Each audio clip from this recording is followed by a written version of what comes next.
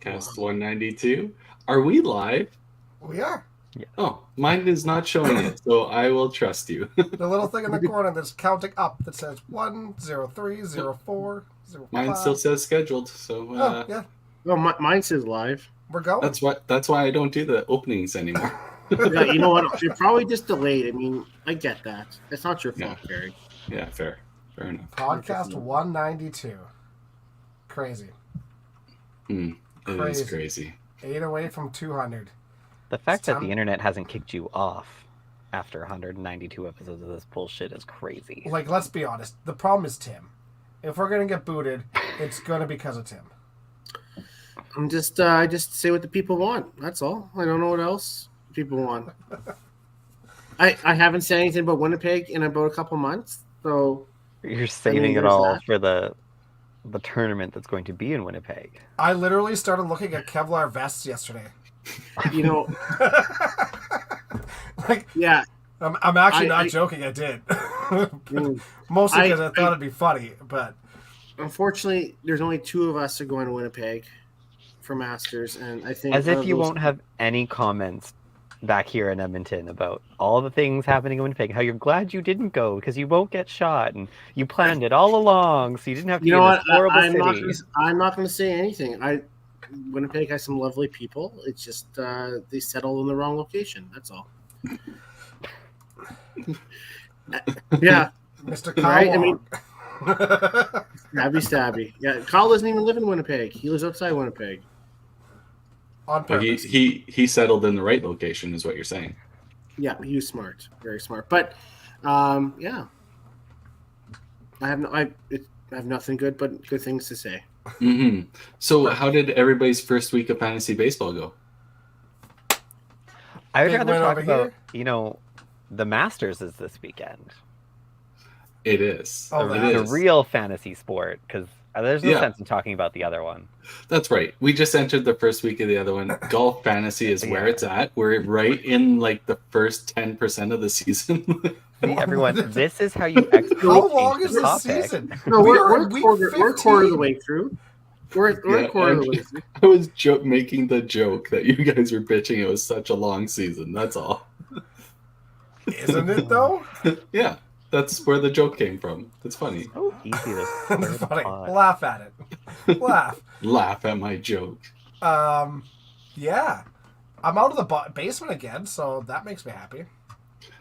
Oh, you made it out of the basement? Again. Aw. Yeah, I had a really good last week. It was awesome. Oh, that's right, because I beat Oh. Tracy. I I'm just playing started Tracy my- this week, I think. I'm playing Timmy. Yeah. I see there's a lot of people picking up master people from Live. I mean, that's Smart. Whose low Yeah. score wins? That's Jeremy. Jeremy, yeah. Ooh, sucks to be him. And Kerry did win fantasy baseball last week. I think he's in first at the moment. No, he's in Yeah, well, it was an easy week. I didn't even have to look at it. Have you So, looked at it this week? no. You should probably start. No, I'm good. I'll let it ride. actually sorry. Adams winning. Oh, is he? Yeah, 9-1. Mm. Kerry had looked at his matches. He might have actually gone 9-1. Yeah, maybe. I'm pretty sure some of my pitchers did not play, but what You can still do? had way more innings pitched than I did. I'm playing Creamy Dean's Creamy Team. That must be Ryan OC. Yeah. ROC. Yeah, Dean Kramer. Creamy Dean. Creamy Dean. It was better than the other nickname he came out with. What was that? Well, I can't say it, can I? I don't know what it was, so Nestor I Cortez? can't make that Nestor- decision Oh, yeah, for no, you. not. Yeah, the Nestor Master Cortez. and the Molester? You can't say that, right? So it's better than that, guys. Well, I mean, they did say that on the air anyway, so there's that. Oh, okay. Yeah, you repeated it 2 or 3 times there, so I'm pretty sure Yeah, you weren't you got too it. worried about saying it. So No. Yikes. Yeah. Oh. In way more Actually, exciting. ironically, Tyler has him on his team. Do I really? Nestor Yeah. Cortez, yeah. Oh no. So yeah, we could banter about that before we get into our full podcast instead of leaving it till the end. Sure. It is 5 PL playoffs, Yeah. and only one of us is playing in playoffs. Do you know? Yeah. Do you know what's crazy? It's the first time ever that trophy is not going to be at Sherwood Bowl. Correct. Yeah. Yeah. But It is. if Next Gen wins, they did play a week there. So Yeah, so there is some claim to it, Yeah. for sure. I just don't know. I mean, I think they're perennially second place team. I really think Dynamite might be the team. Might be first time in Winnipeg. They're both 17-inch center, so it's pretty much an even playing field. No, but they have a better Always, team. I didn't realize there were 17s there. Mm-hmm. Dakota, yeah. They're 17s there, yeah. And I know we tied, and everybody's happy about it, except for our team, I think. But we still beat the Bombers. Yeah, not head to head, but by half a point, and that's all that matters. That's half. Whatever. 1 inch, half a point, same thing. It's all good. Okay, yeah, sure. I don't know where the reference was there, but yeah. So, unfortunately, I don't have it right in front of me, and maybe I can pull it up here. We should just list off the playoff teams here. It was a So, wild finish on the weekend. yeah. So for the Cargill division, Dynamite with 59 points, Pinslayers with 56, Kingpins with 52, Revengers with 51.5, the Misfits with 48, where it's tied with the Dream Crushers, but they beat us in the round robin, so they get the playoff spot. Congrats to those 5 teams. The crazy thing was, like, we were sitting there and we're like, okay, we knew we needed that half point to get ahead of them because of the tie break, and then so we lost, and we were like, okay, well, we're done. And then we're sitting there, and it's like the way things were going down with Carnage, all of a sudden there was a possibility that the 3 teams tied, that us, Carnage, and Misfits tied, and then we beat Carnage, and Carnage beat Misfits, and Misfits beat us. So it was the perfect circle. I was like, do we have life? And then I was really hoping it was going to happen just to see the chaos that Kerry would have to deal with afterwards. Yeah, like that's where obviously, because the league is still in its infancy, we really don't have rules broken down for all that stuff. So do you go for total points between those 3 matches, or do you go to maybe a quick round robin, top team gets in? I don't know. There's so many things. I'm not going to dig into the points. I'm not going to dig into the details. But I think thankfully that never was the case, and I think that's something for us to look at for next year to Don't put say on the. thankfully, it would have been excellent TV. You know, and no, marketing. I that tell you was what. my argument too, Ty. They were like, what do we do? I'm like, what's good for viewership? Round robin, baby, let's go. No, I'll put it it's this the way. single So- highest game that was thrown in any of those matches. No, I think That's really realistically, obscure. realistically, I think you'd go the most points all head to head, right? Yeah. If that was the fairest way of doing it. But I mean, Dream Crushers lost that, by the way. yeah. So that's why we would have obviously. That's why it would have went a quick round robin. Yeah, for 100%. sure. I tell you what, if the Bombers were part of it, they would have made sure that happened that way, right? Wow. But we're gonna be okay with that. So Okay. I will move on to the shorts division here before we keep stirring pots. But I will say I have to shout out to Heartland. Tim never stops stirring pots. Made the playoffs 3 straight times. So I know we Yes. give them shit all the time, so they should get the kudos to that. And it's nice to see some new teams in there, like Vancouver Island, which is great. Yeah. It's nice to see them in there. Obviously, Mhm. Dynamite's brand new in there as well. Yeah, so I mean, there's some new teams in there. It's kind of nice to see something happen new. Yeah. And then we have Next Gen, who has obviously made playoffs every year, leading the Schwartz division. The Rock and Rollers, the Roses, the Venom, and the Mayhem, who also had 45 points, tied with GP, but that good old head-to-head during the round robin. Mhm. Mayhem threw 1560 at GP in the round robin. And then Oh, Mayhem didn't have a great season, so they saved the tiebreaker to be their best game. Yeah. Honestly, like they struggled to start the year for sure. Like, what is happening? So for them to get in there, they had a great back half of their season. That's for sure. It's awesome. Yeah. Yeah. Sorry, Bill, I did forget the Revengers, and it wasn't out of being a dick move, even though I give them a hard time. No, they are brand new in there as well. So, and only one new team for the Swartz, which is the Venom. Correct. So, with that being said, playoffs start this Sunday. The 5-hour show on the Cargill side, a 3-hour show on the Short side, and then a Monday nighter for our Newfoundland and Roses team. They'll be playing a Monday evening. So, the first week, the first preliminary rounds will be all done here by next Tuesday. So, which is good. Awesome. And then we have a hiatus, some small tournaments going on, and then hopefully wrap up playoffs hopefully in a month. Let's hope. Yeah. So, and like, not saying anything, Ty, just because you're on podcast, like next gen, if you get second 3 times in a row, yikes. Yikes. Now you put it out there, so if anything happens, it's all your fault. What are you, Mike Warren? Oh. Yep. Perennial. Usually, if your team always is second and always a bridesmaid, usually you ditch the coach, right? So I don't know if that might be a family issue, right? Right, Ty? But I just No. Let's clarify. All the Tit Cats are in the country for these playoffs, correct? Yes. Okay, As of- just checking. As of Sure. today, we are. Always change. Then odds are looking pretty good for the next gen team, but you have a few matches to make it to the final, so can't wait to watch it. Yeah. Well, with all that banter and all the pot stirring we have done, we should probably bring in our special guest. Speaking of one of the provinces, Newfoundland, he is from there. So, Timmy, Yeah. rattle it on. I'm really excited. I think over a year we're trying to get this gentleman on. For anybody who knows his backstory, I think he's beloved across Canada for his perseverance, his passion, and trying to get back into this. But I had a chance to play against him, and hell of a guy, hell of a gem. So for further ado, Billy Woods. Hey, Billy. Good day, man. How are you? Good. Hey. Great. How- How are you? Good this evening. Yeah. How were the nerves right before we brought you in? Well, a little bit. No, not a little bit. A lot.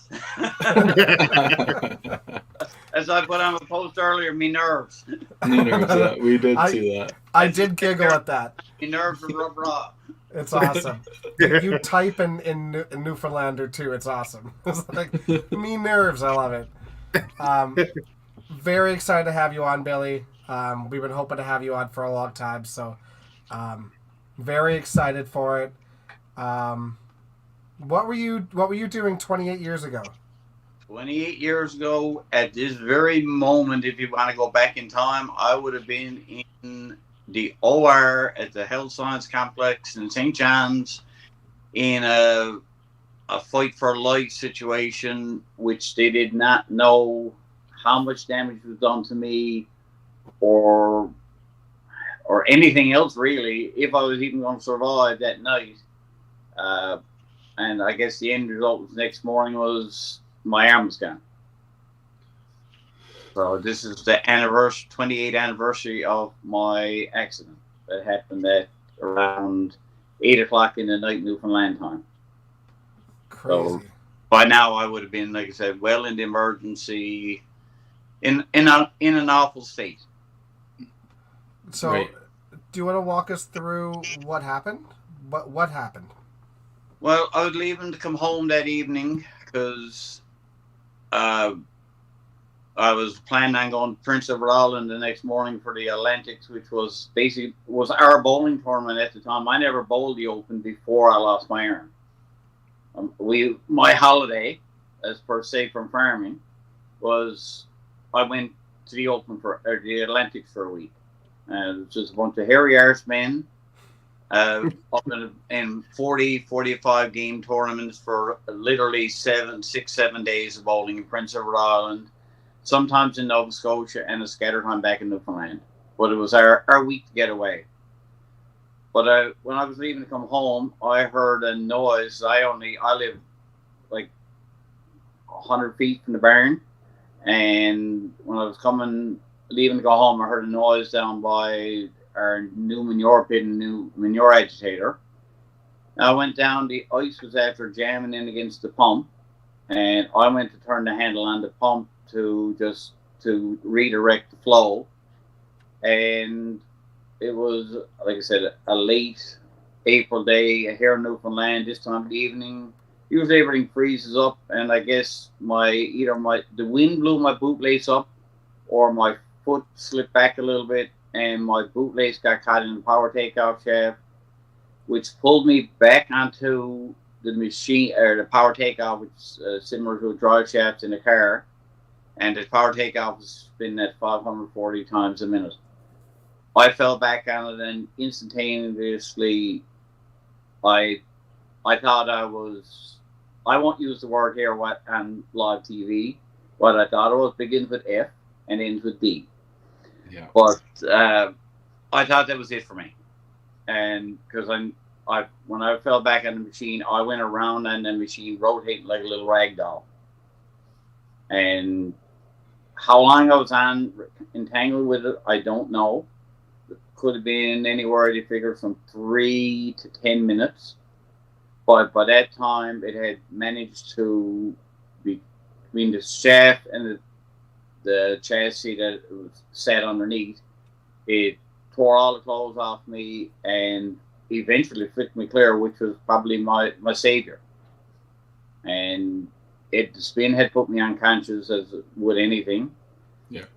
I came to, luckily enough, and I was able to get up, walk up to the barn, yell out to my uncle that I needed 911 and I needed blankets, because I knew my arm was only held on by looking at it that night. It was just like looking at 3 little threads. I actually got pictures of my arm that night that I do show in PowerPoint presentations, but I didn't think it would be a very appropriate spot to show it tonight. I'm sure our younger audience appreciates that. That is crazy. So nobody heard the incident. Nobody was alerted till you had walked away from the accident and had alerted anybody, eh? Yeah, until I actually walked up to the barn. Most times farming, you're working alone. Yeah. I was probably lucky enough that my uncle was in the barn that night. Because there was no cell phones. Everyone there had a cell phone on them in 1996. Yeah. Crazy. Wow. And apparently either I did or the luck of the machinery had somewhat tied a tourniquet around my arm.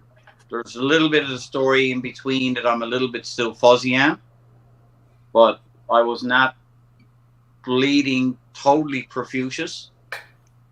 There was a lot of blood left down on the scene. Yeah. But I was lucky enough, like I said, that I came to and I was able to walk. And like I said, 60 or 70 feet don't seem like much, but holding your arm in one hand and in the other hand and trying to walk is not a nice feeling. And just the amount of shock that your body must have been in at that point too, to be able to walk at all at that point is just crazy. Survival mechanism. Well, I was a level 2 certified firefighter here in the volunteer fire department here in Torbay, so I guess my own training might have kicked in a little bit, my own basic skills, and that want for survival. Yeah. Crazy. Yeah. Yeah, that's wow. So ambulance comes and gets you. No, while I was waiting, I went to walk to our dairy, like our milk parlor, and I didn't quite make it there. I knew I was going down. I'm not going down, but I felt weak, so I dropped down onto my legs. And my uncle came down with blankets. And when our own fire department showed up as first response, because we're approximately 20-25 minutes from the health science complex, where an ambulance would have been that night, there was no ambulance available. So they had to wait for a St. John's rescue unit from St. John's Fire Department to come. And our chief was a friend of mine, and I remember him on the radioing to Central, like they need an ambulance as soon as possible, and they told him that there was neither one there, and then they got to another, went back to Kent's Pan Rescue, which was the closest fire department, and they were en route, and they were still a couple of minutes away, and he told them they had to sort of get there as quick as they can. But there was absolutely nothing they could do with me at the scene. They just took me in the blanket, put me on a stretcher, and transported me. Nowadays, they don't usually transport into rescues because ambulances are supposed to do all transporting. Yeah. Crazy. I That's- kind of everything like you when we talked about it on the phone a little bit. I got off and I was like, man, every little step you got lucky there, Billy. Right? Yeah. It seems Very, like very, very fortunate. yeah. As bad as things went, as unlucky as you were, you got super lucky after. It's insane. I had a lot of things going my way after the accident. Yeah. How long? You probably were told this. How long were you in surgery for? They never exactly told me. I think they said I had 3 different lots of surgeries and surgeons that night. So I don't remember much about that, but I do remember waking up the next morning, or coming to, I guess, not really waking up, in the hospital bed, and there was a doctor and my mother. They're speaking, like trying to say how we're going to tell him that his arm was gone, and I guess the rigmarole that they were going to have to go through. And I just looked up and said, I knew last night my arm was screwed. I knew that night before that. I was lucky, and like I said, what I see in my arm that night that nobody else seen before they got the blankets on me, like there wasn't very much to see. And even the pictures that they, like I said, that I have in the hospital, they took pictures just, if nothing else, to prove that there was nothing they could do with it. No saving it. Right. Yeah. Like I said, that was the first of my surgeries. Yeah. Yeah. I could only imagine. So, obviously, because you were tossed around for a while, what other injuries did you receive during that time? Broken bones? Like, I literally had no broken bones they found. Holy. I was missing bones, but never had none broken. okay, yeah, fair. They wouldn't show me a mirror first, because I had not a lot of facial, I guess it was probably more burning and scratching, probably from the clothes and the ground or whatever. Yeah. But my face, I did manage to get to a mirror in the bathroom a day later, and then I sort of knew why they didn't want me to really look in the mirror. Yeah. I mean, it wasn't nothing. It was nothing that scared me for life or anything, but it was, like I said, it was just, I was pretty scratched up and, like I said, little burn marks. Yeah. Hmm. Yeah. This is usually where I would make a joke, but Billy, I don't know you that well, so like, take this with a grain of salt. But like, was it an improvement, or like, were we worried? Everything healed well. Okay. Yeah. Yeah. Good. Yeah. I mean, I imagine that at that moment, like, as much as it must suck looking into the mirror and like seeing the trauma that you went through, at the same time, that must give you, like, you must have felt just so good to be alive. Honestly. Well, with firefighter training, it was always life over limb. Yeah. Any emergency situation is life over limb. So if you're in a non-emergency situation and you got someone you're on a spine board or any situation, you sort of stabilize them. But if you're they're in danger, you got to get them to safety, no matter if you do damage. Mm-hmm. Yeah. Like I said, it's always life over limb. So I was lucky to be alive, and I could still walk. Yeah. As I don't know, as whatever said, I think going through the years, I would have rather lose an arm than a leg. Well, I've had 28 years of thinking about that. Yeah. I have great mobility, and I've built my strength back. Mhm. The only thing, well, I was left-handed before I lost my arm. Oh, that was the question I was going to ask. Okay. Crazy. Now I could bowl either hand at the time, but I bowled predominantly right-handed. Okay. I was sort of taught at that age that you don't bowl left-handed, you bowl with right hand. I wish they still taught that. Yeah.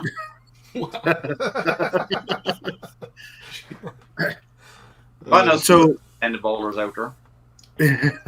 so Billy, like I know we talked about you spent 2 weeks in the hospital, right? And 3. 3 weeks. And how long did it take you to get back on the lanes? I was back on the lanes less than a week after I got out of hospital. Yeah. When I was in hospital, I think I had 4 different lots of surgeries when I was in during that 3 weeks. Mhm. And I had, I won't say hundreds of visitors. It was probably more than 500 or 600 visitors in Holy. that time. And like I said, I was leaving to go to Prince Edward Island to go to the Atlantic bowling tournament the next morning. And I got a phone call from the alleys over there, and literally, I think I spoke to every bowler that was at the bowling alleys that day on the phone. Awesome. They stopped the whole tournament and all lined up by the phone. You know. So, like I said, the bowling community is a very, very strong behind you community. Yeah, that's Behind kind of you. what I was just gonna say. I mean, like, you know, there's lots of people that have asked us in our lives, like, why do you do it? And like half the time, it's not about the bowling at all anymore. It's just about being around the people, and like that is the greatest example you can imagine. Just the amount of support that the whole community can and does give to people is remarkable. Yeah. And I had some people that would never go to the hospital were there like every second or third day. And I had people that were there every single day. I had a lot of friends that were basically they on schedule their times. What time are you going to be here? What time are you going to be here? Mhm. And they actually I guess where I had the bandage and it had to be cleaned every 2 hours. I had a private room, so the nurses were pretty well free willy and who could come and go in my room. Plus, I always had candy in my room, so the nurses had free willy and the candy, so they weren't complaining at the time. But I won't say one of the first people there, but it wasn't very long after I was in hospital, and there's a couple of people that ye all know very well, Fred Hocko Mhm. and the late Bobby O. They came several times, and Fred used to be, and I'm like, you know, you're going to try to come back. You're going to go bowl. You're going to come back in the bowling alleys, and like Fred is a close friend of mine. He only lives 3 or 4 minutes away from me, and Bobby was the same way. Fred lived on one side of me, Bobby lived on the other. And Bobby and Michael Maloney were like, you can anytime you want to come to the holiday, the lanes are there. Don't just come in and try it. If you want to throw 3 balls, if you want to throw 300 balls. And Fred was the same way. And I know when I got out of hospital, one of the first things I did was I went over to the machine and stood up next to the machine, looked at the shaft. I said, you tried, but you didn't succeed. And then it's not off topic with that, but then I went to about an hour and a half from St. John's and bought a set of wheels for my 75 Monte Carlo. I put my bags in the house and came on. But like I said, then when I got a little bit of strength back after a few days, I went out to St. Pat's, and there was nobody there. And we always went to St. Pat's. That was the old St. Pat's before it burned down. And I see Fred's car was out in front. So I just went in, I turned on the alleys like we always did, and put the balls on the rack. Took a couple of practice slides to try to figure out if I was gonna be able to bowl, because I thought if I can't be competitive, I don't know if I want to go back bowling. And I was always competitive, even at everything. I was competitive. So when I went back, I took a few slides, and first few balls were a little bit erratic. Like I was a hard thrower at the time, so I said, okay, well, I'll just go back to the basics and I'll just throw a slower ball. Now my slower ball, as probably you will know, is still not a very slow ball. Yeah. Yeah. But I guess upper body strength and balance was a little bit of my issue at the first, when I was a bit weak. But I didn't find it too bad. I was throwing strikes, and Fred was down in the back with actually the owner of the old Pearlgate lanes at the time.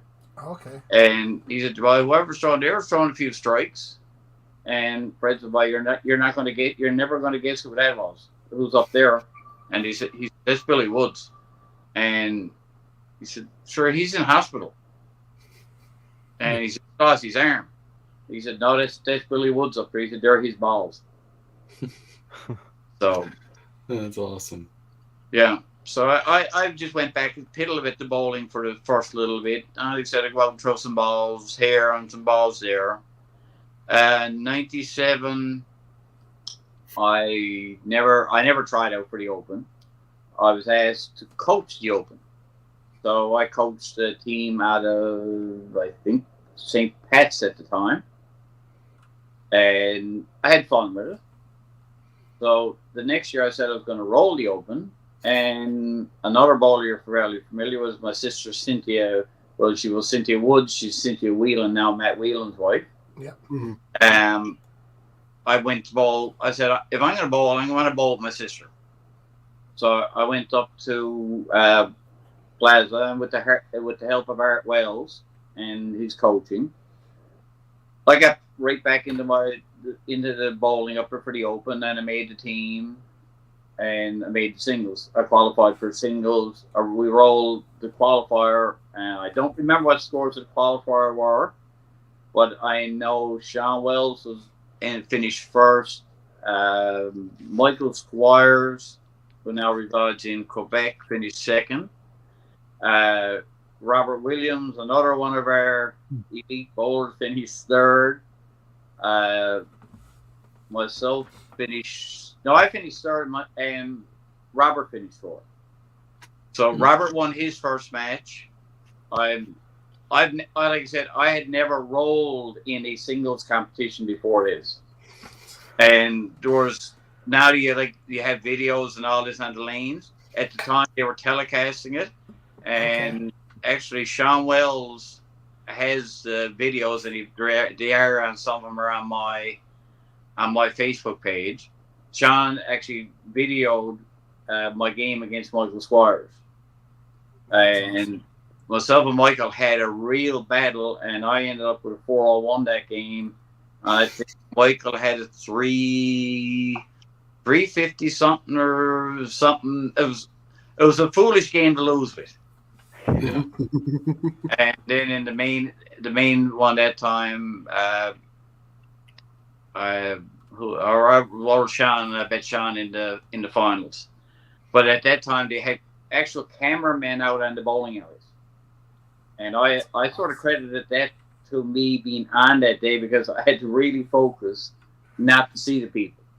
Yeah. And meanwhile, in the background, Art Wells and Dee Murphy were doing commentary, and you could hear them when you're out on the lanes. I don't know if they knew that you could hear them, but it was funny just to go back and listen to some of the old videos now. Mm-hmm. So 2 years after your accident, you became the Newfoundland Open singles champion, right? Yeah. And for people out there, when you say you didn't play the Open, because when we talked about it on the phone, you usually had to work Sundays, right? With the farm. I worked Sundays. It was more convenient for me to get to work on Sundays because we farmed, we milk cows. It was easier for me to work on Sundays than try to get somebody to expect somebody else to come in on a Sunday morning. Mhm. So I never did roll the Open because of that. Never rolled the Masters because the Masters in July is my hay season. Mhm. But like I said, so the Atlantics was always in April, and April was always a good month for me to go bowling. So once I got straightened up and then, like I said, I from away from Sunday mornings, I wasn't milking cows myself then. I still did machinery work, but it got me out of the milking part of it.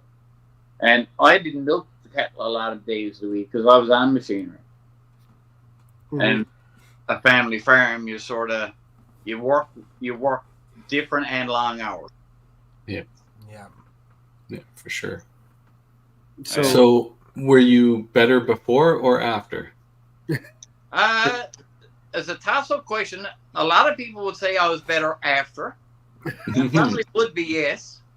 I had tournament wins in the Telegram Classic, singles, mixed, doubles. I had some Atlantic championships. I had high average in the Atlantics several times. Great.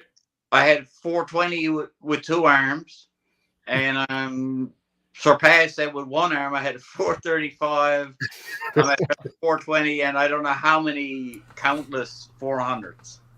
So, is it fair to say that you losing that arm, did it refocus you into the sport, or do you think it was just your normal career trajectory, whether you had the arm or not? No, I bowled a fair bit at the time. I will give that credit. But I think it made me more focused after losing the arm and made me focus more on the tournament type thing. Because, like, I know back in the years with the CBC and the TSN, I never ever threw a ball for any of them. Right. I never made time for that. But after my accident, I made time to get back to the sport I loved. Fair. yeah. Um, Steve brings up a good point here, Steve Barker, about the adjustment on balance. Like, that was something when we talked about it, Billy, I was amazed how your balance was so good for being just the one arm, right? And how you adjusted to that, because normally a lot of us use the other arm as a kind of a balancing act, right? So kudos to you, be able to adjust to that, because I'm not gonna lie, I don't think I could. I don't think I could at all. I don't have it to throw me off. Yeah.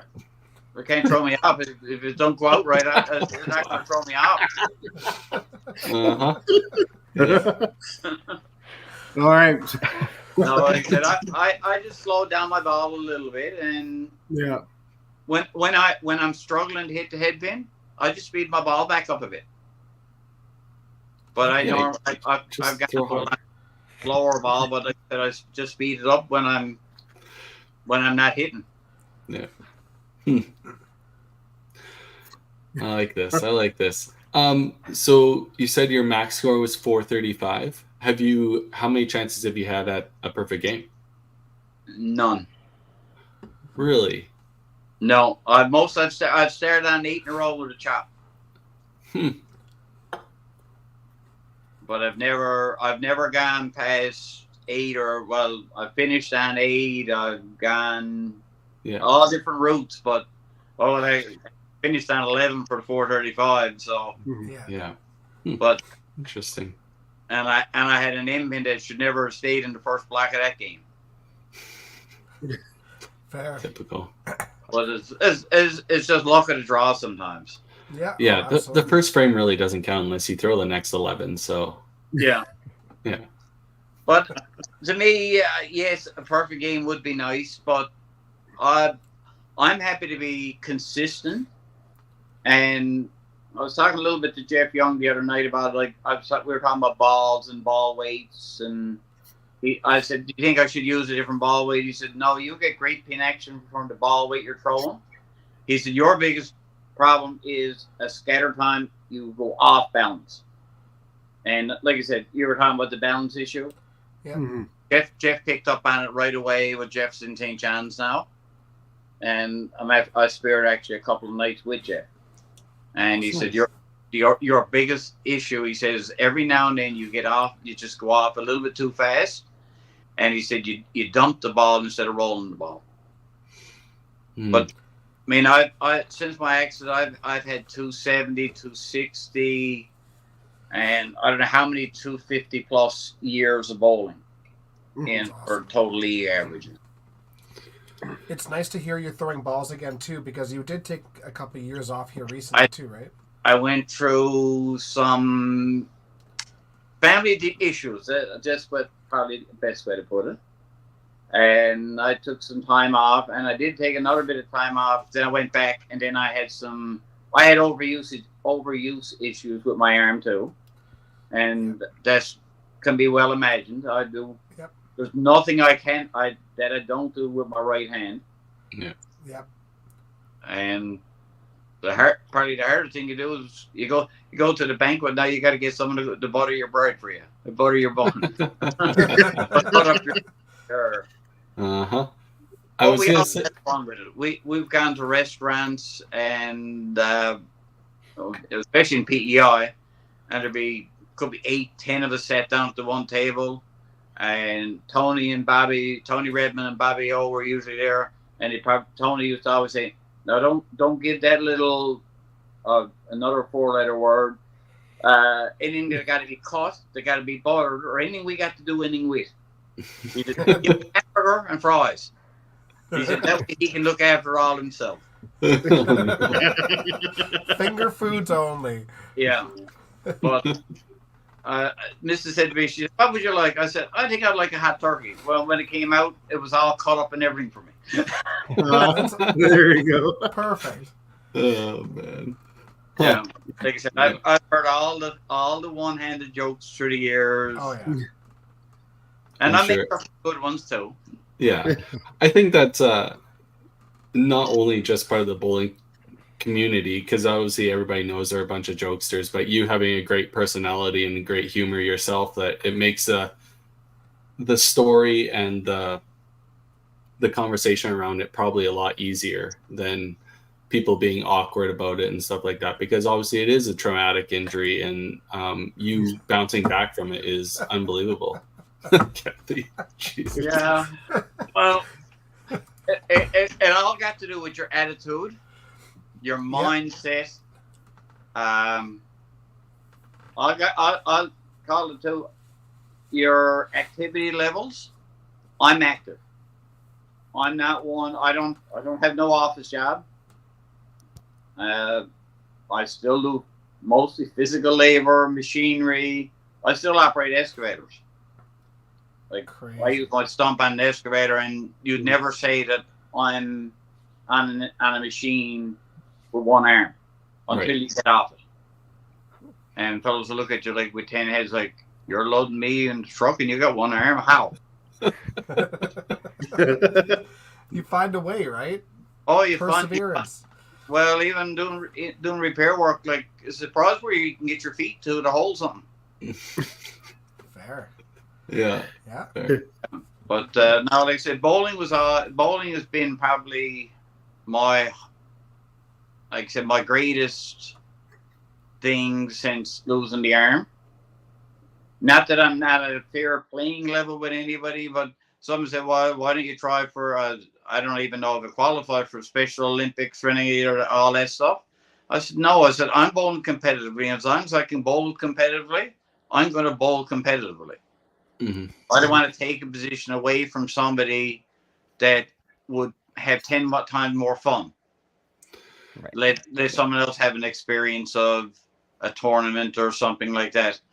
And even when I did take my few years off, I was not away from the bowling alleys. I stayed around coaching. I coached some of the teams that I coached a couple of teams actually that went away to the Nationals. I coached Bobby O's team in Oh my God, I'm trying to think what year that was. Michael wrote down some stats for me one day. 2015. It might have been. I'm not sure it was one of Bobby's later nationals, but I know we coached that team to a 4th place finish, and I coached a couple of Nova Scotia teams. They were here one year, never needed coaches, and they went to Sudbury, I think, the next year, and they needed coaches, and they called me and asked me what to interest in coaching again. That was 2009, I believe, right? It was in Sudbury, so 2017 was Sudbury, and then 2015 was when you coached Bobby O in Oshawa, I think it was. 2009 in Saskatoon? Yeah, Oshawa, I coached Bobby. Did you coach a team in Saskatoon as well? As possible. I rolled on the men's team, I rolled singles, and I rolled mixed. Like I said, I've made the step ladder 3 times as on the teams.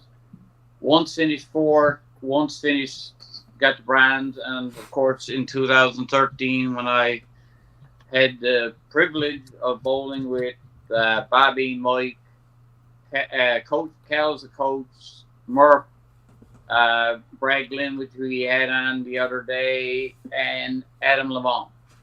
Yeah. And like I said, that was the year. Well, on paper, your team and our team were the same calibers. Yeah.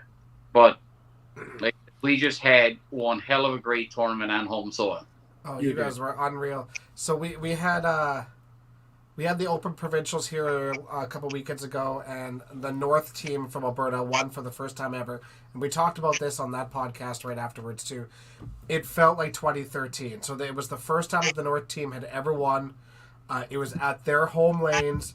They had the entire friggin' town there. The decibels in that building hit 120 decibels. We couldn't hear anything. It was like the greatest moment ever. And they were facing our team. And like Tim said, it was so much like 2013.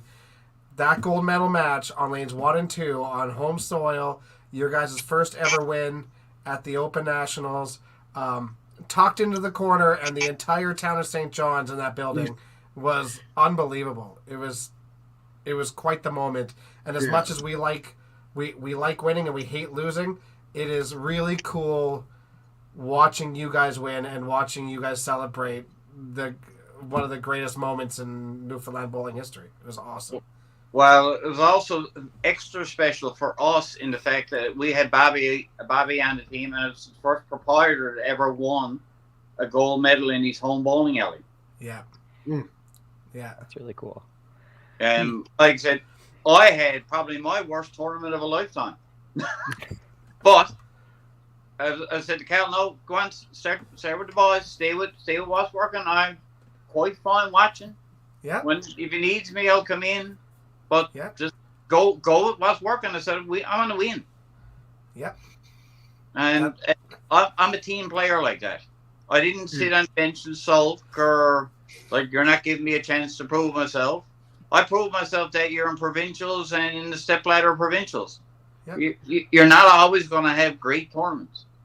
Absolutely. And when everyone else is bowling great, you roll with it. I still had that gold medal around my neck.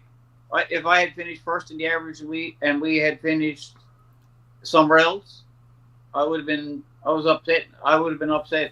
Yeah. In 2014, we bowled out in Corner Broke. I made the All-Star team. We didn't win that year. Lee Escott and St. Pat's won. They went on to win the Nationals that year.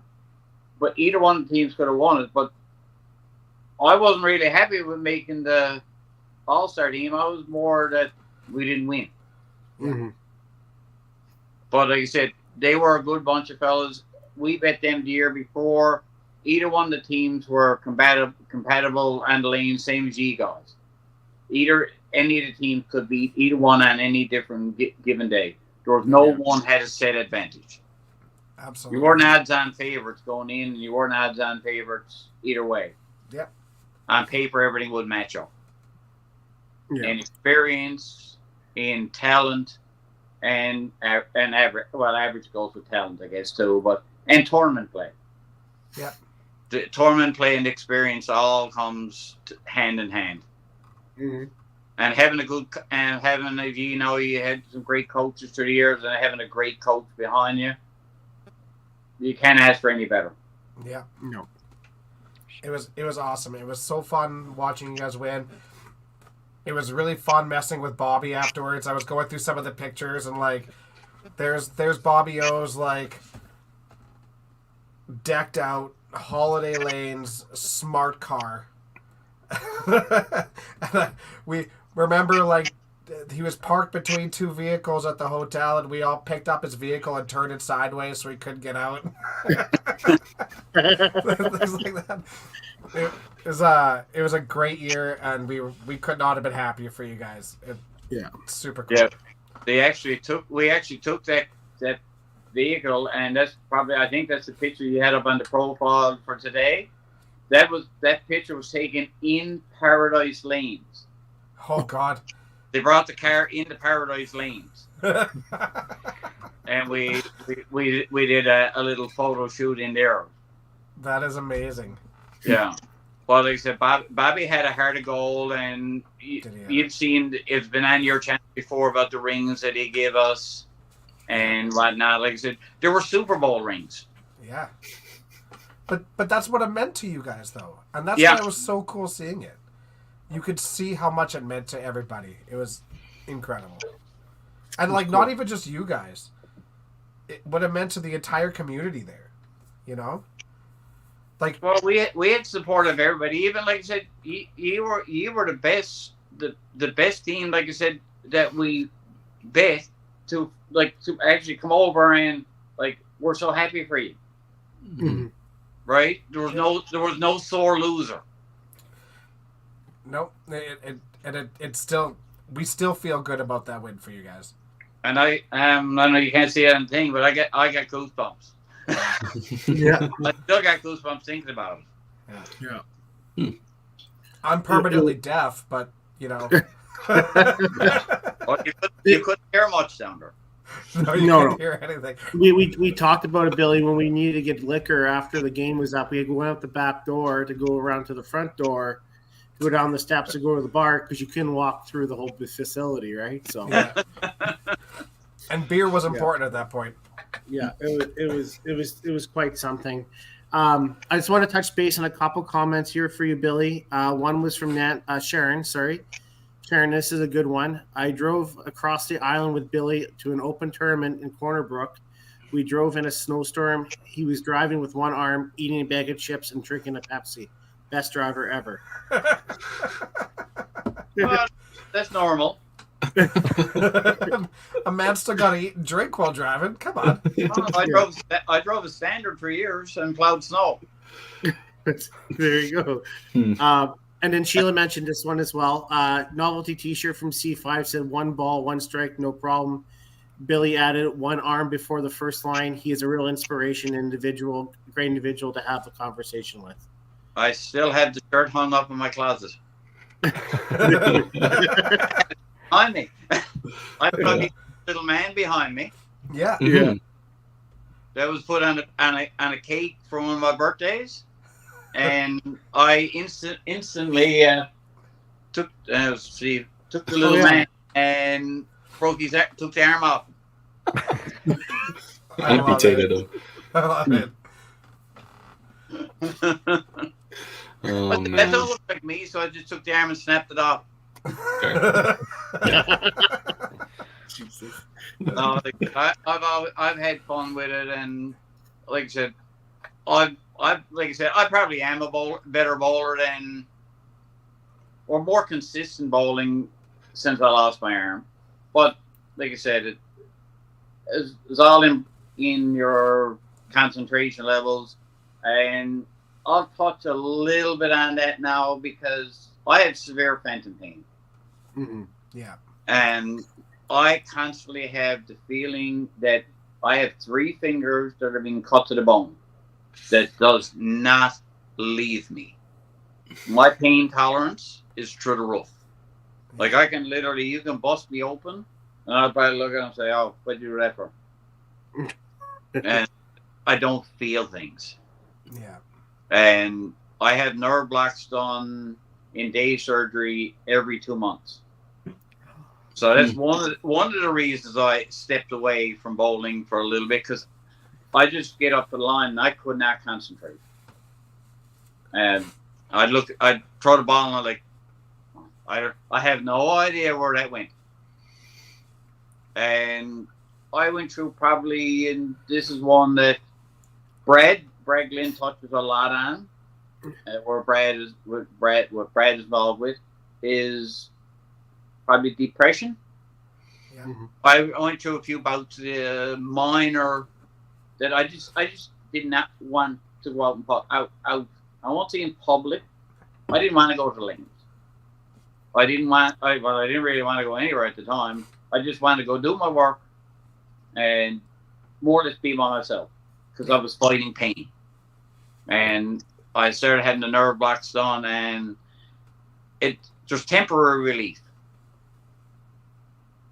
And this week I'm only sparing again this year, because after my separation, I was more worried about not being able to commit to a league, because I had my daughter every second week. So I never really did get back into the league. And in the beginning of the season, we're at Hay, so it's 5-6 weeks into the season that I can't commit to. So I just said, well, I'll spare if somebody wants me to spare.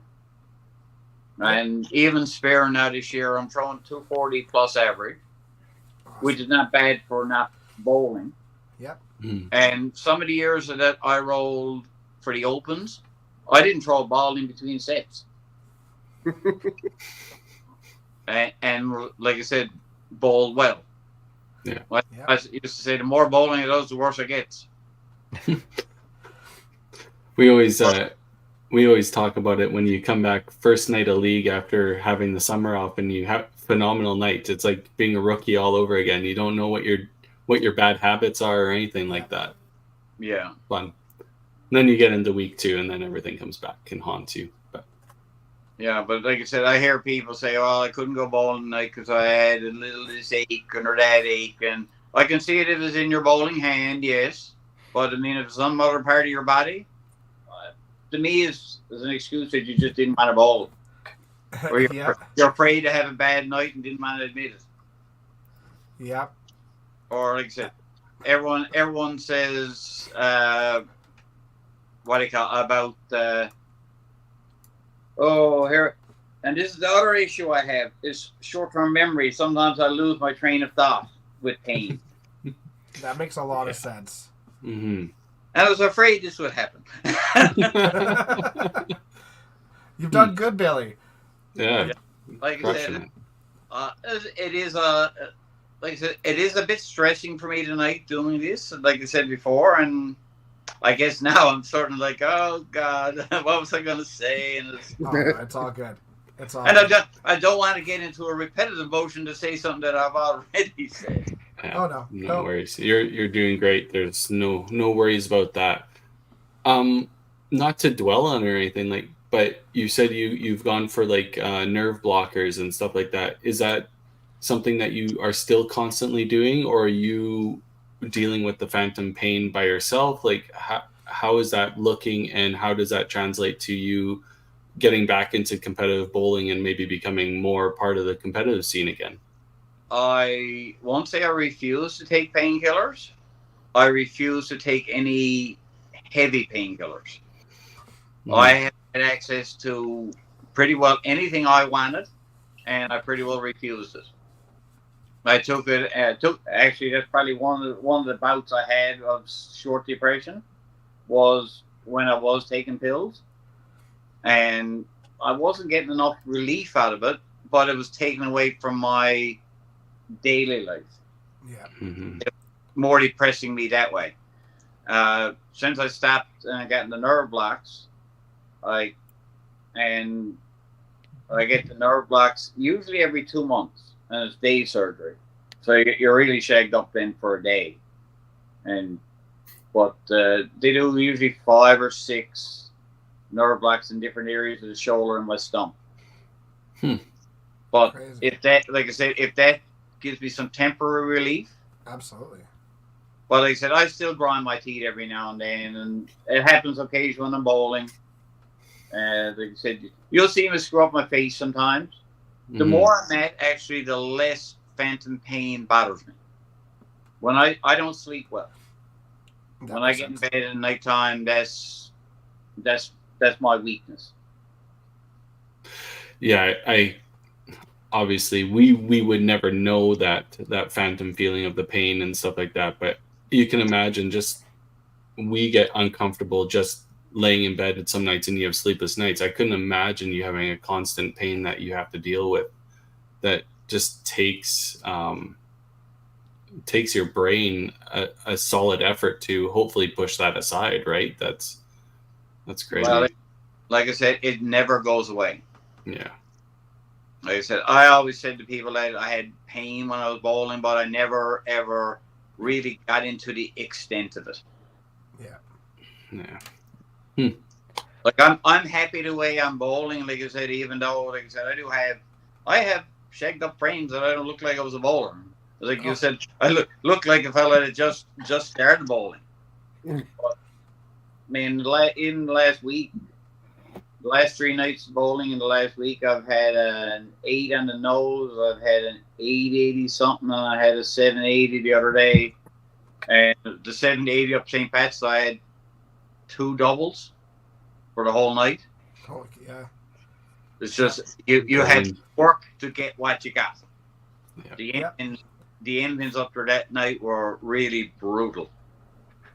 So And everybody has been struggling with them up there this year. And I heard it was the same thing at the Nationals last year. The Masters, I think, was bowl up there. you know, honestly, in St. Pat's, like it looked like pinfall was pretty decent, but it was just we couldn't slide. The humidity hit Okay. hard. St. Pat's was actually my highest scoring house at Masters Nationals, Yeah. and I couldn't slide. But they've been fooling around with the bands on up there lately, and the scores have been really a little bit brutal. Yeah. The little shit hits are falling, and your pockets are like, okay, what am I getting? Yeah. So you got to play for the shit hits. Yep, I had 4 of them the other night that like I just barely touched the headband, and I was just like, they went down quicker than a splatter would. Billy, is everyone out there? Are they going to see you at the NBT event in May? Are you going to show up? I only live maybe 15 to 20 minutes from Holiday, 20 to 25 from St. Patrick Plaza, and pretty well basically the same thing from Paradise. I usually go to most of the events. To me, I know the Nationals Masters last year, I didn't get to any of it because of the hay season. And when the Masters was here last year, it was all perfect weather, and yeah. I never left the hayfield. We didn't leave George Street, so Yeah. There was lots of walking. The Open Nationals the year before, Mm-hmm. I have stayed judge of play for the whole tournament. awesome. But like I said, I did all the sets, and I did the step ladder. Mm-hmm. It was miserable outside, so that helped. Yeah, well, I committed myself for that week. Mm-hmm. You didn't participate in the Open this year, right? No, I didn't bowl at all. Are you looking at doing that for next year? I got the bug again now. I haven't rolled now in a couple of years, but I do have the bug that I want to do it again. You heard it here first, people. So make sure to message Billy right before. Yeah, that's a verbal contract. Yeah. Yeah, like I said, a lot of good centers out there now. Like I said, Brad and Ryan are doing well with their centers. John and them are doing great with St. Pat's, and oh my God, Jamie's doing well with Plaza now. So Jimmy Petal, And the bowling alleys now are starting to work together. Yes. From an outside perspective, they are. It Right. sure seems that way, which is awesome. It's so good. And the bowling tour with Shane and Melissa. Yeah. Like, I haven't rolled many of them because I sort of don't want to commit early. And by the time they fill up so fast. And as hard as, like I said, I find it hard to commit a full weekend with what I'm at and a bit with snow clearing. Yeah. So, like, you sort of got to pick when you can bowl. And I went out and bowled when they had the Bobby O tournament. And I bowled with my open shirt from 2013, and on the sleeve I had got it embroidered in memory of Bobby O. Yeah. Nice. And that's the only one I rolled in any of the NBA tournaments. And it's not that I don't want to, it's just sometimes timing is just don't work for me. Yep. Totally fair. Makes sense. There's just one question from Steve Barker, and he says, not to backtrack, but was it hard to work with machinery again afterwards? That would be extremely traumatic for most. Well, like I said, the day I got out of hospital, first thing I did, I never even came home. We drove over I went over to the barn. Yeah. And like I said, I can actually see where I lost my arm from my kitchen window. Crazy. So You just went and, it's a lifestyle, and it's like driving the car. You're in the car, so you got to get back and go at it. Yeah, yes, exactly. I am a little more tentative around that machine now. We have put a different cover over it. We got a cover made up that for when we're using that you can't get near it. Yeah. But like I said, at the time, everything was just up to 1996 codes, and now codes are all different. Safety's treated different. Yeah. But like I said, to me, it was just I was very lucky that night, and I've done a lot of safety oriented talking. I was part of the Canadian Farmers with Disabilities organization and with the Canadian Agricultural Safety Association. I served on the boards, on the CASA board for, I'd say, 12 years. Good for you. Way to take what happened to you and use it for something positive. Yeah. That's really all we could do in life, right? Yeah, and like I said, if somebody loses, like I said, somebody's in an accident or something around here and they're having difficulties after losing a limb, I'll go talk to them. Yeah. Well, like I said, I'll go anywhere to do it. Absolutely. In the meantime, it sounds like they're fighting over you for the Open. No, I doubt that. Mike Mackey saying, your brother bowls at St. Pat's, Billy. And Brad Glenn's like, I knew that was coming. So, after I left Plaza, I went to St. Pat's to bowl with my brother. Yeah. There you go. Yeah. And but you went on a holiday, right? But then I went back to holiday because myself and Michael Maloney are really, really good friends. Yeah. Yeah. And we were all with the Atlantic so many years. And I said, I just want to shot the roll with Michael for myself and Michael and Tony, and like Bobby was in the picture. And like I said, it just ended up that we had a great group of friends that bowled together that year. And it was just, like I said, you're all friends yourselves the same way. You never had no one on your team that was dramatic or like somebody you didn't want on your team. Yeah. And that happens at times. Yeah. Not that people don't deserve to be on them. Yeah. But like I said, sometimes you just end up with a team that you just gel so well with that, like I said, when I was up at the thing, I didn't care if I bowled the ball. You're bowling well, you're winning. Like, that's right. Keep up keep up what you're doing. Yeah. And when I rolled with Lee, and Lee used to say, "Well, we got to keep Billy out of the lineup." He said till 7, 8, 9, and 10. He said that's where it's most dangerous. Yeah. Yeah. But that's so important on a team too, to have that person that can come off the bench and steal you a point here or there, or steal your team total. Having somebody you have on the bench you can trust do that is critical. Yeah, and same with coaching. Like you got to sort of you play your players. You talk to your players. You get input for your players. I mean, I know I got shit on at the time up in Oshawa, but we were bowling a game, and I don't know who we were bowling against, and I took Bobby O out of the game in the 6th or 7th alley, and like everyone was in the bowling alley. What is he doing? I went with my gut, and Bobby was struggling, and I think it might have been the beginning of Bobby's sickness, and he just wasn't saying. But when Bobby came back from Mr. Edmund, I said, back, Bob. Bob looked at me and said, thanks be to Jesus. Right? And I put Don Osmond in for him, and Don came in, spared it up, and threw a 3-bagger behind it. So perfect. You got to go with what your gut tells you. Yep. Absolutely. Like, you can't be afraid to make a move or like. But when I took Bobby out, I could hear in the background, it's all like, "What is he at?"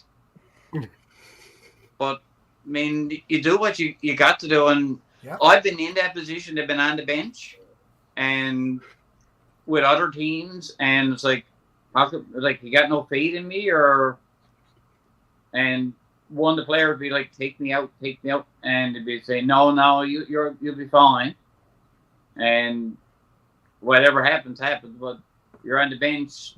But if you got someone bowling bad, like I said, I didn't care at the time, but who it was, it happened to be Bobby O that game. I took him out, and like I said, Don came in and she fulfilled what your bench has to do. Yep, exactly. Mm-hmm. And you've been through that 3 years too. You've had your best bowlers struggle and come out, and someone else go in and throw. And it always don't work, but sometimes you just got to go with your gut feeling. Yeah, you got to give it a shot. And like I said, well, Brad is probably after me now, wanting me to go back to see the holiday, and I know Stephen, my brother's been after me to go back to St. Pat's, and I know I've been having a great year up at the Plaza when I spare up there. So I wouldn't rule out anything right now. Who's going to give you the best offer?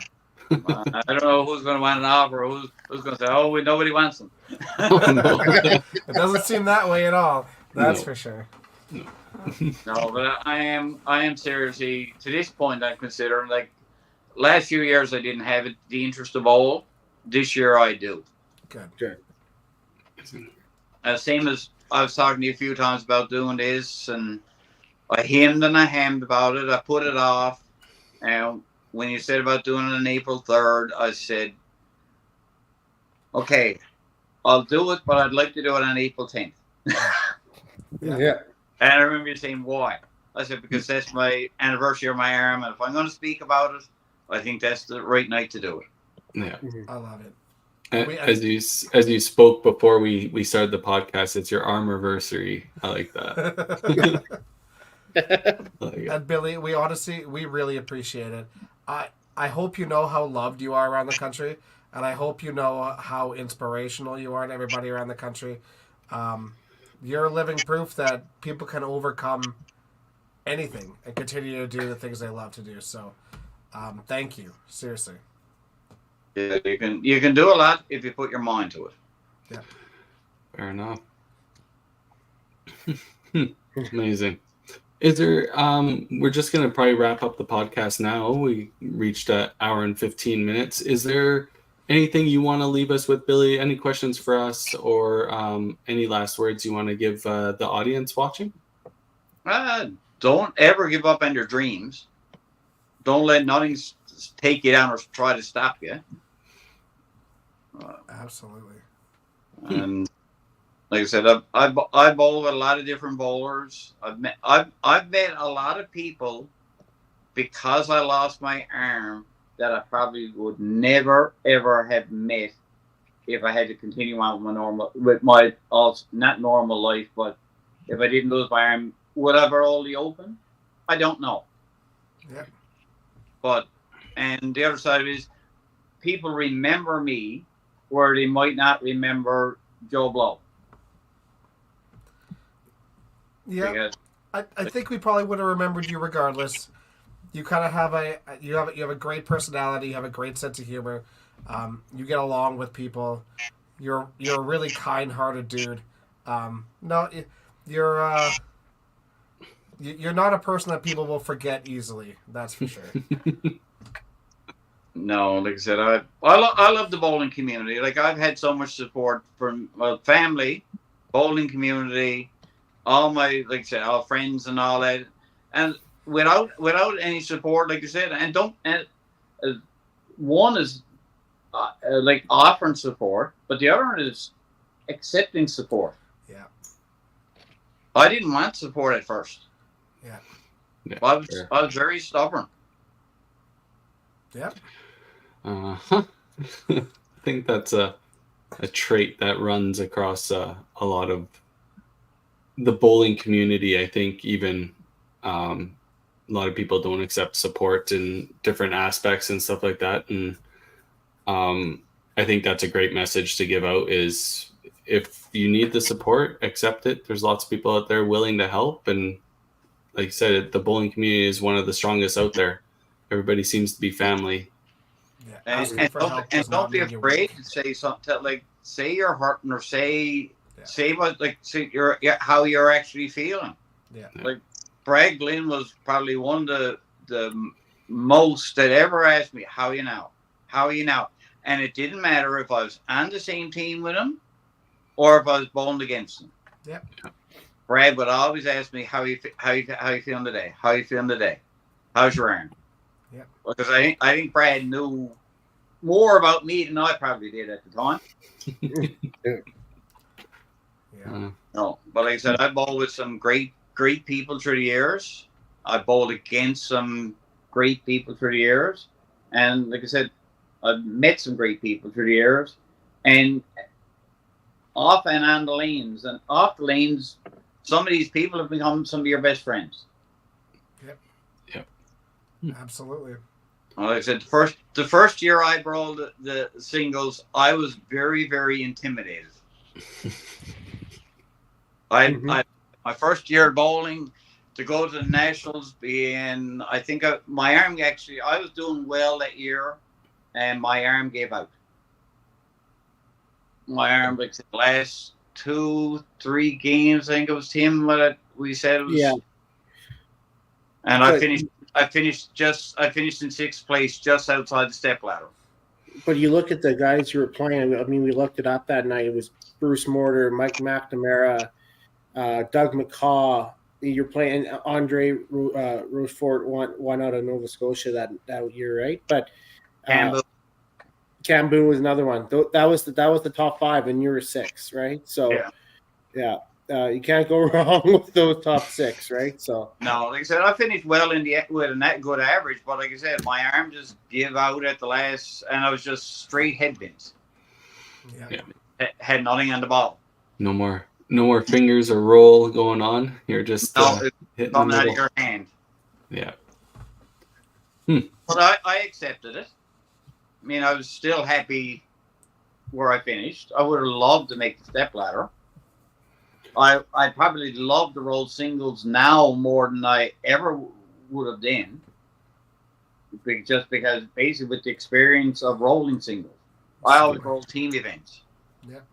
The Atlantics was a team event that you could bowl. You bowl 5 bowlers. You could have 7 bowlers in your team if you wanted.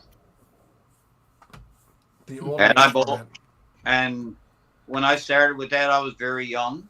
When the first year was here, and I rolled that every year till I lost my arm. And I was back the next, like I said, that day I was supposed to go. The next day I was supposed to go, and I was back. I went back and bowled the Atlantics the next year. I think it was in '97. They gave me most sportsman player, and I finished the tournament, 45 game tournament that year with 273 average. Good for you. It's crazy. But That's it was, crazy. mean, I loved the bowling, and actually the team I bowled with that year did finish first, and it was in that last game that we won.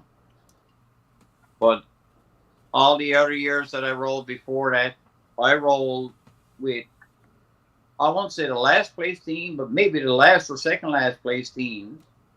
But it was a bunch of friends of mine that were all older than me, but that I bowled in a couple of different leagues that gave me the opportunity to get into bowling.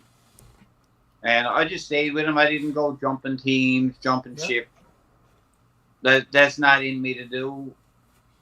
And like when we went on we won 6 years in a row the Atlantics, and like we had a nucleus of 4 bowlers, and then it was who could bowl, because the other bowlers couldn't always commit to time off. Mm-hmm. Totally.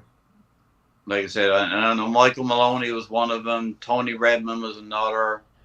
Brad was another one of the fellas, and Billy Mansfield. Like I said, we had a common 4 of us, and like I said, we just picked up whoever could bowl.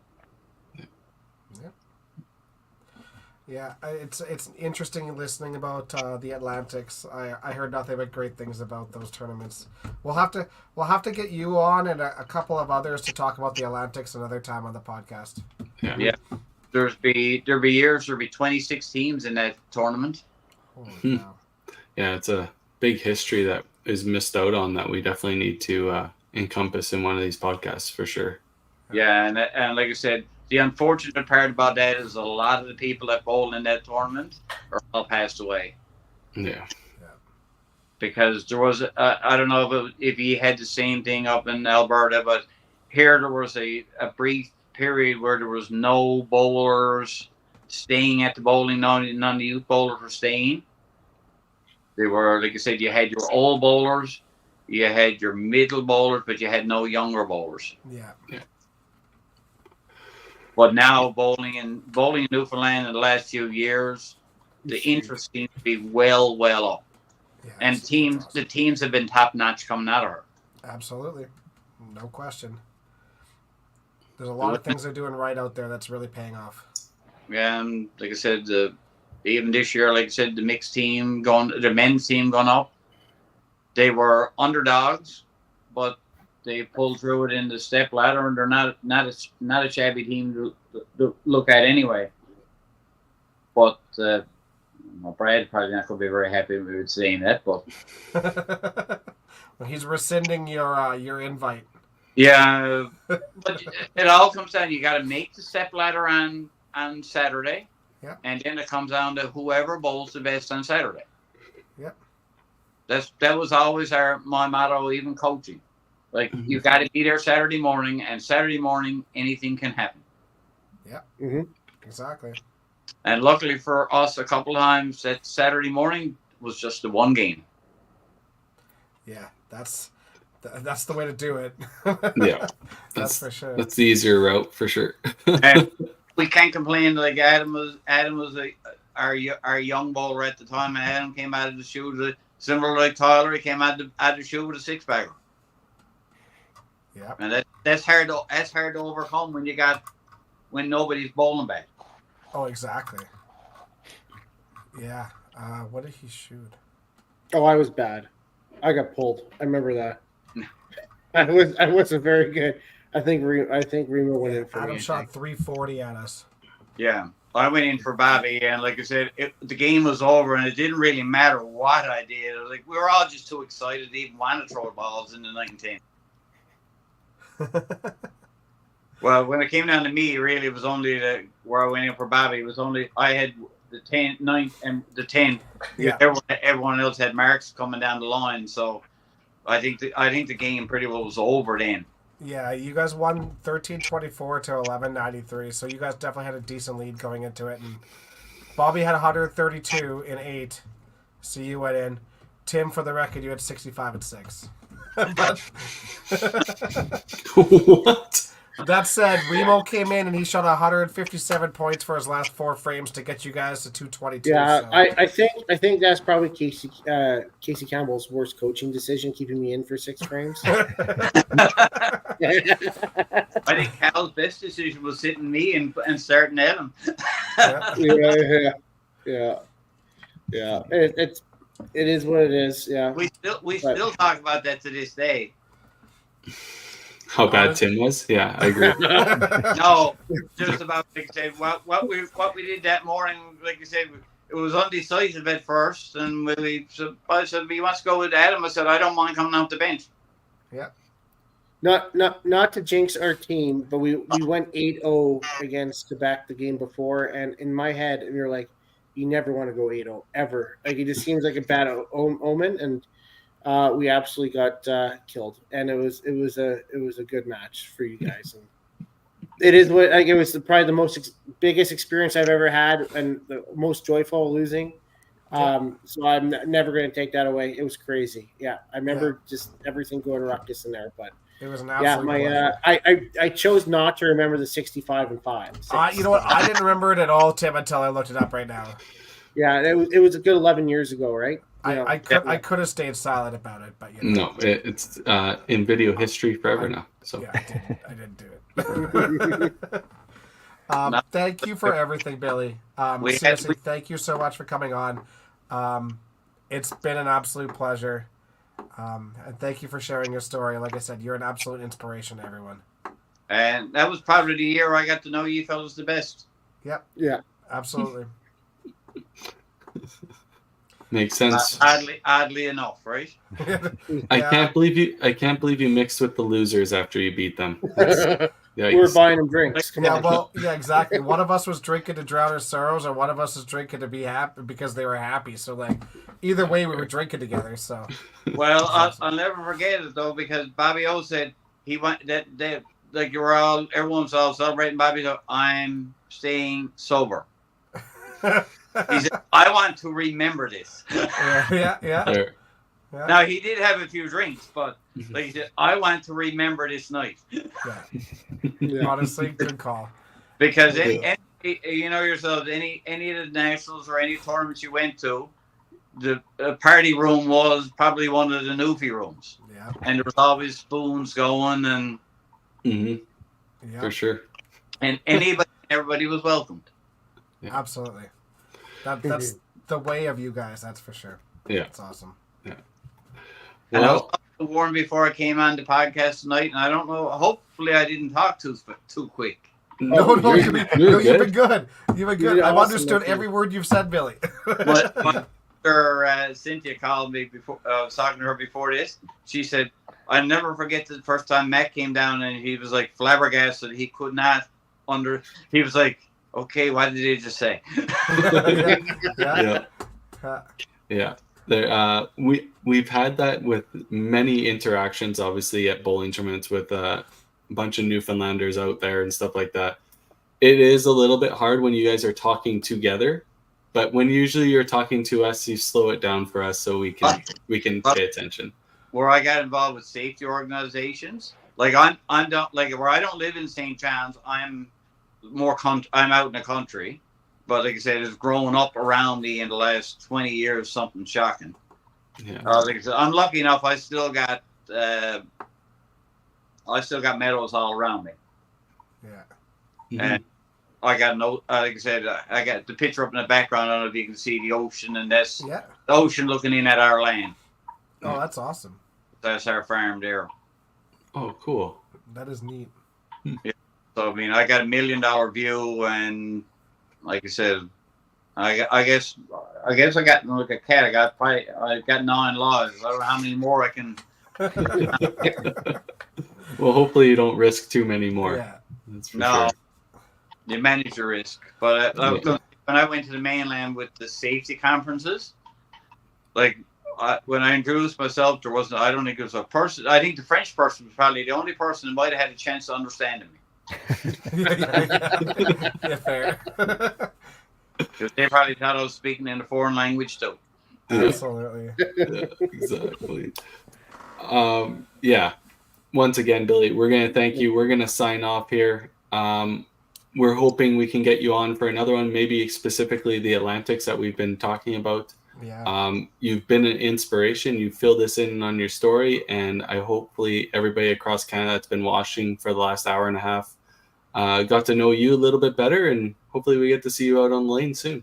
Yeah, hopefully I'll be back. I'm hoping to be back. And I was telling Tim there is a CBC. I don't know if he can add that into the description after the video that you watched.